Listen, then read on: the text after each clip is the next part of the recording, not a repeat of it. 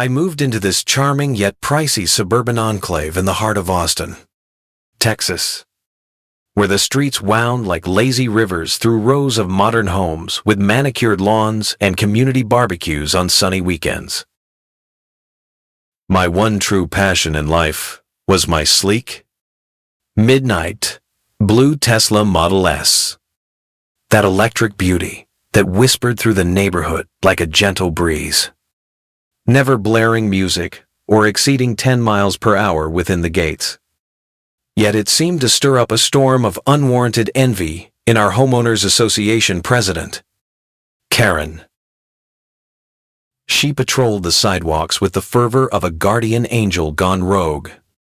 Clipboard in hand and a perpetual frown etched on her face, as if every luxury item was a personal affront to her sense of order.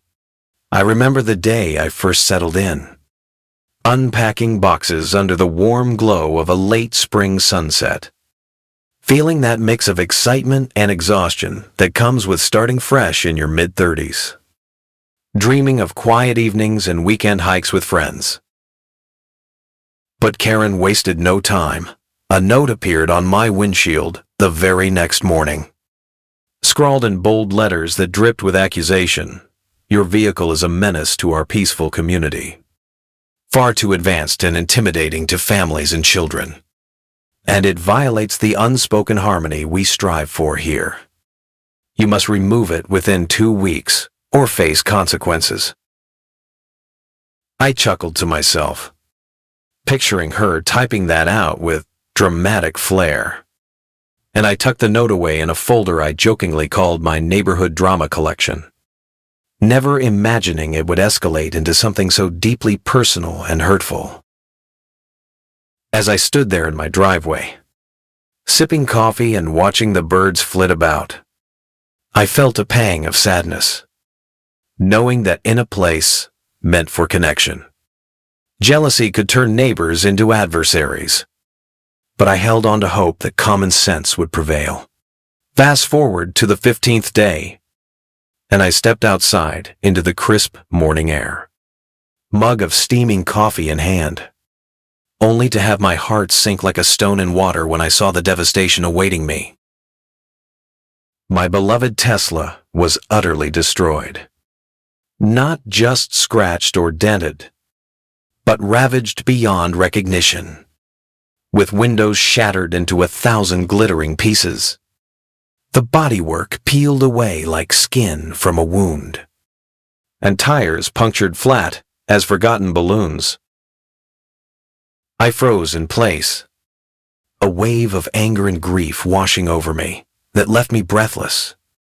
Because this wasn't just property, it was a symbol of my hard work, my dreams of adventure on open roads. Something I had saved for over 3 years of overtime shifts and careful budgeting.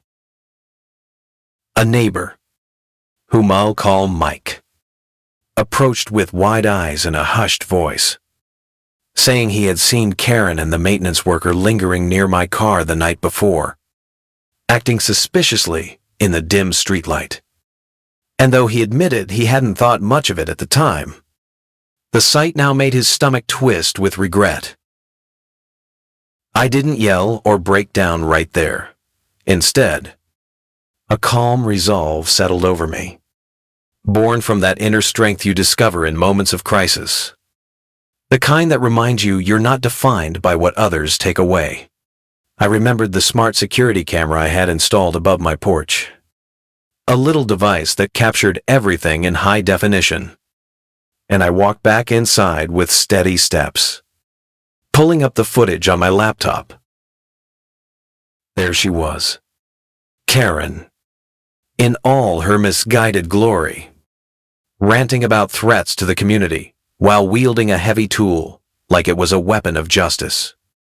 Her actions so brazen and thoughtless that it almost felt surreal, as if I were watching a poorly scripted reality show unfold in my own front yard.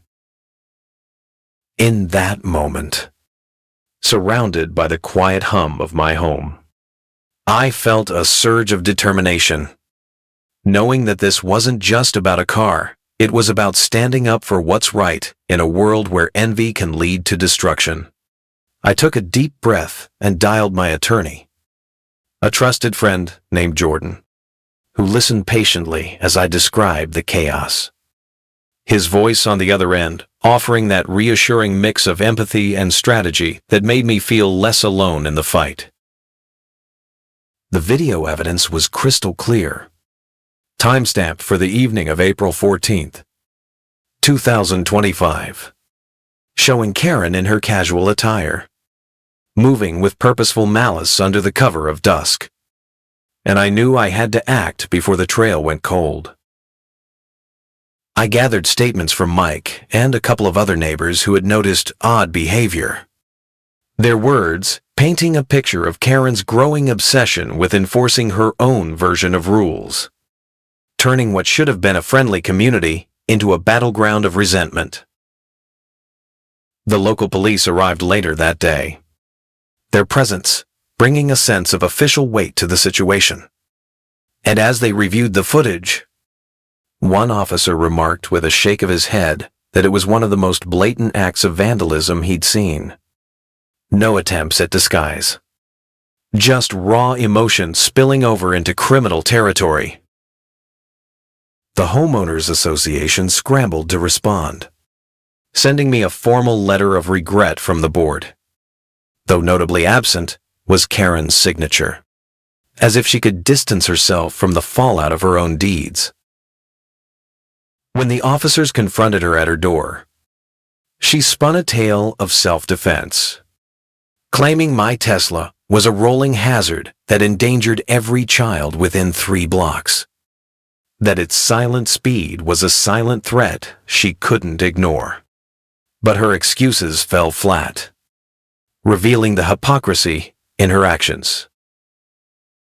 I spent the next few days documenting everything.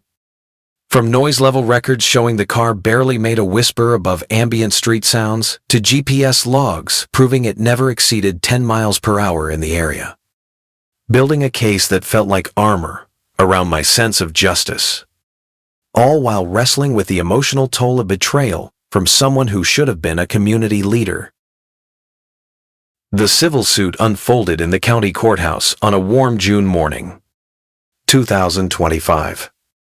With the air thick with tension and the hum of fluorescent lights overhead. And I sat there with Jordan by my side, feeling a mix of nerves and quiet confidence as we laid out our evidence. Karen arrived alone, clutching a folder of grainy photographs of my car parked innocently in my driveway. Her expression a blend of defiance and denial, as if she truly believed she was the hero in this story. The judge, a no-nonsense figure with years of experience etched on his face, listened intently as my lawyer presented the slideshow, starting with freeze frames from the security video that captured Karen in mid-swing, her face contorted in anger, followed by printouts of her inflammatory emails to the association, labeling me as a reckless driver and a threat to public safety. She objected loudly, claiming the context was missing, that her words were meant to protect, not harm.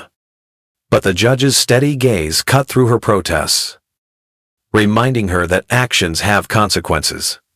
When it was her turn to speak, Karen doubled down, insisting that the vehicle's advanced features made it a danger she had no choice but to neutralize. Her voice rising with passion that bordered on desperation. But the absurdity of her defense hung in the room like a heavy cloud. I took the stand next, sharing my side with heartfelt honesty, explaining how the Tesla represented my aspirations and responsibility, backed by testimonies from neighbors who vouched for my cautious driving habits, turning the courtroom into a space of truth and accountability. As closing arguments wrapped up, the judge sighed deeply, acknowledging the uniqueness of the case, but emphasizing that the evidence was undeniable, ruling that Karen was fully liable for the damages, including the full replacement cost of the vehicle. court fees, and compensation for the emotional distress she had caused. A decision that felt like a vindication of my principles and a reminder that no one is above the law. In the weeks that followed the ruling, life in the neighborhood shifted in subtle yet profound ways, with Karen facing the financial repercussions that forced her to sell her prized SUV and tighten her budget, while I embraced the arrival of my new Tesla. This one, with upgraded features and a custom engraving that served as a subtle nod to the lessons learned. I drove through the streets at a leisurely pace, no faster than 10 miles per hour, with a sense of peace that came from knowing justice had been served. And as I passed Karen on her lawn, her eyes avoiding mine like I was a ghost from her past mistakes, I felt a twinge of sympathy mixed with the satisfaction of closure. The Homeowners Association held a meeting where Karen was voted out of her position. Her attempts to justify her actions met with skepticism and a few knowing smiles, and the community began to heal, fostering a renewed spirit of understanding and respect. Looking back, that ordeal taught me that in the tapestry of suburban life, where dreams and egos intertwine, it's the quiet strength of standing your ground that truly matters, reminding everyone that no title or authority can excuse destructive behavior. And perhaps, in sharing stories like this, we can all learn to drive through life with a little more empathy and a lot less envy.